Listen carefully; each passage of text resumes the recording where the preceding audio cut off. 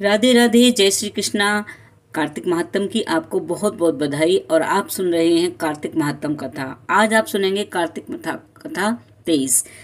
कथा इस प्रकार है।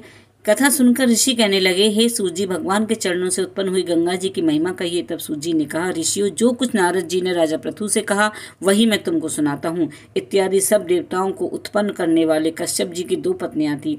एक अदिति जिसके पुत्र देवता कहलाए, दूसरी अदिति जिसके पुत्र देते हुए देवता तथा दैत्यों का दिन नित्य ही कलह रहता था। उस समय विरोचन का पुत्र अर्थात प्रहलाद का पौत्र राजा बलि दैत्यों का राजा था। उसकी सेना अत्यंत विशाल थी। उसने समस्त पृथ्वी को जीतकर स्वर्ग का राज्य प्राप्त करने के लिए देवताओं पर चढ़ाई कर दी।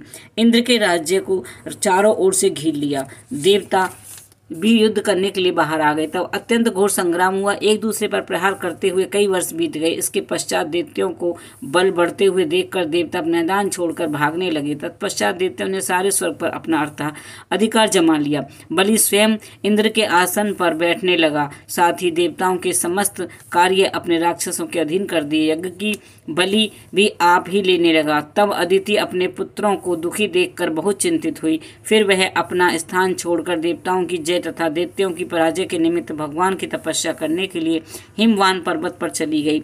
वहां कुछ समय फलाहार खाकर कुछ काल सूखे पत्ते और कुछ काल तक पवन का ही आहार करती रही। फिर पैर के अग्रभाग से खड़ी होकर भगवान की तपस्या करने लगी। इस प्रकार 1000 वर्ष तक तपस्या की मायावी राक्षसी अदिति की घोर तपस्या से चिंतित होकर राक्षसी माया से देवताओं का रूप धारण कर अदिति के पास जाकर कहने लगे, हे माता, तुम हमारे लिए इतना घोर तप क्यों कर रही हो? आत्मघात करना सब शास्त्रों में पाप बताया है, अतः आप तब छोड़कर अपने पुत्रों को सुख कीजिए। परंतु यह सुनकर भी अदिति समाधि में चलायमान न हुई। तब उन्होंने अदिति को मार डालने का निश्चय किया। अतः उन्होंने अदिति की जीवित ही जला देने के लिए उसे आग में लगा दी। परंतु उस अग्नि में दैत्य स्वयं जल गए। अदिति को किसी प्रकार की हानि नहीं पहुंची और न ही इससे कुछ पता चला, क्योंकि भगवान ने अपने चक्र सुदर्शन से अदिति की रक्षा की। तो जैसे भगवान ने अपने चक्र सुदर्शन से अदिति की रक्षा की, ऐसे ही भगवान सबकी रक्षा करें।